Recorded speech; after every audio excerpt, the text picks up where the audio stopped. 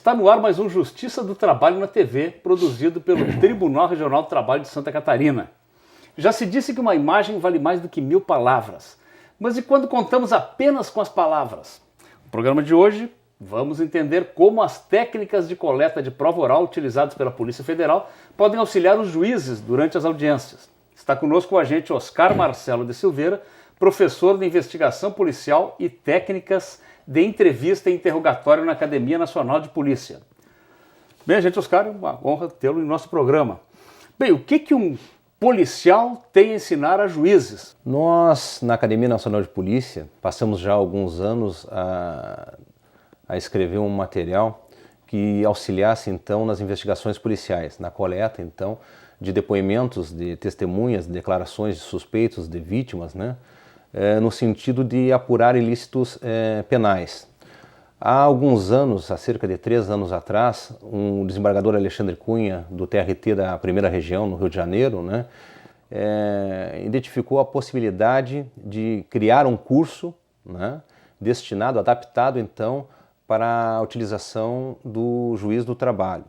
E passei então a montar esse material, né, e hoje faltam poucos regionais, né, para que no Brasil, para que complete, né, que feche todos os estados, enfim, né, que tiver nesse curso. Então é um material que vem sendo constantemente adaptado à realidade do juiz do trabalho, né, que não existe funcionário público que ouça mais um número maior de pessoas que o juiz do trabalho. Então tenho relatos e acompanho, são cerca de 12, 13, já ouvi, né, juízes esclarecendo que realizaram 18 oitivas por dia.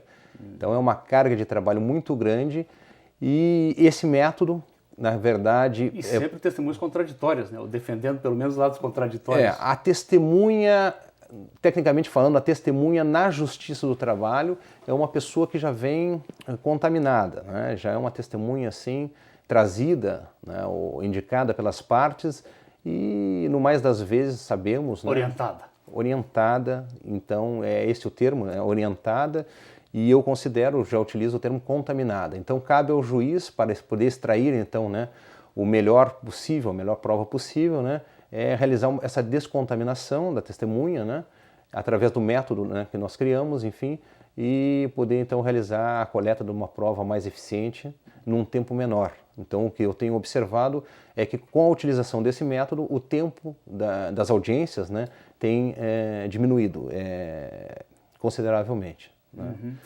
Você, no desenvolvimento dessas técnicas, vocês utilizam várias ciências, assim, conhecimentos vindos de várias ciências, imagino eu, comunicação, psicologia. Exatamente, perfeitamente. Né? Nós emprestamos, inclusive, conceitos, emprestamos ferramentas, né, que nós chamamos de ferramentas, né, de várias ciências, né, de comunicação, psicologia aplicada à comunicação, neurolinguística, né, tudo com base na aplicabilidade. Né? Então, procuramos trazer para o método, né, que eu procuro explicar, procuro passar, né, ferramentas que sejam aplicáveis, né, com base no tempo que tu tens para realizar o serviço, na relevância desse serviço que tens para realizar e na complexidade dele. Né? Então, quer dizer, eu procuro passar um rol de técnicas que podem ser aplicadas então na extração do conhecimento das pessoas, né? Porque as pessoas são a fonte mais rica de conhecimento possível, só que requer um método para extraí-lo. Como eu disse anteriormente, o juiz do trabalho é o profissional que mais ouve as pessoas, né? Então, ele acaba já tendo, um juiz aí com 5, com 6 anos de magistratura, já ouviu milhares, centenas, talvez milhares de pessoas, né? Com base nisso, que ele realiza 12, 20, até audiências por dia, né? Então ele já tem um método. Seria a inocência, seria a ingenuidade da minha parte querer acreditar que eu iria simplesmente estabelecer, olha, você esquece tudo o que vem fazendo a partir de hoje e vai aprender então a... Mas o juiz teria assim mais um conhecimento empírico, mais desenvolvido a partir da sua própria prática. Eu me surpreendo me surpreendo sempre positivamente, né, com o interesse que tem o magistrado do trabalho, né, no sentido do seu desenvolvimento pessoal, no sentido da sua capacitação pessoal. Isso é louvável. As escolas judiciais da Justiça do Trabalho vêm assim procurando cada vez mais fornecer cursos para a capacitação dos seus magistrados, né? Então eles já têm técnicas próprias e o que eu procuro fazer é ensinar outras técnicas também eficientes, né? Para eles agregarem nessa e então criarem o seu próprio método. Tá? Quais seriam assim, os principais elementos, digamos assim, de uma análise do discurso verbal? Nós temos, e o homem procura há muito tempo, há muitos séculos, né, identificar certas expressões que indicariam se uma pessoa fala a verdade ou não. Nós dividimos o discurso de uma pessoa ele é uno, ele é um e único, indivisível, né? A divisão se dá para fins de estudo. O discurso é a manifestação total dessa pessoa, né? Então, segundo os ensinamentos de Albert Mehrabian, pioneiro no estudo da linguagem corporal, né, na década de 50 ainda, ele estabeleceu a chamada teoria de Mehrabian, né, fórmula de Mehrabian, que define que o nosso discurso se divide em 7% verbal, apenas seria o verbal estrito sensu, apenas palavras, 38% vocal, tom, inflexão de voz, né, sons guturais, e 55% visual. Então nós teríamos 45% do discurso captado pelos nossos ouvidos, que seria o discurso verbal lato sensu, e 55% do discurso visual. Ambos são importantes. Realizamos essa divisão em verbal e não verbal para fins de estudo, porque nós observamos que uma pessoa que mantém coerência do discurso verbal com o não verbal, muito provavelmente ela estará sendo autêntica, ela estará falando a verdade, né? E essa leitura, digamos assim, se dá concomitantemente, claro, porque a pessoa está ali se comunicando e essa análise deve ser feita concomitantemente do discurso verbal com o não verbal. Caetaneando, né? Ou não, porque hoje em dia nós temos recursos tecnológicos, né, que nos permitem gravar e fazer essa análise posterior, né? Então, assim, a função do magistrado, quando está na qualidade de julgador, é das mais nobres, mais importantes possível, né? Porque fazer injustiça, né? Realizar um ato de injustiça, enfim, é algo terrível. Eu sei que para o magistrado do trabalho, quando ele não consegue chegar à verdade, né?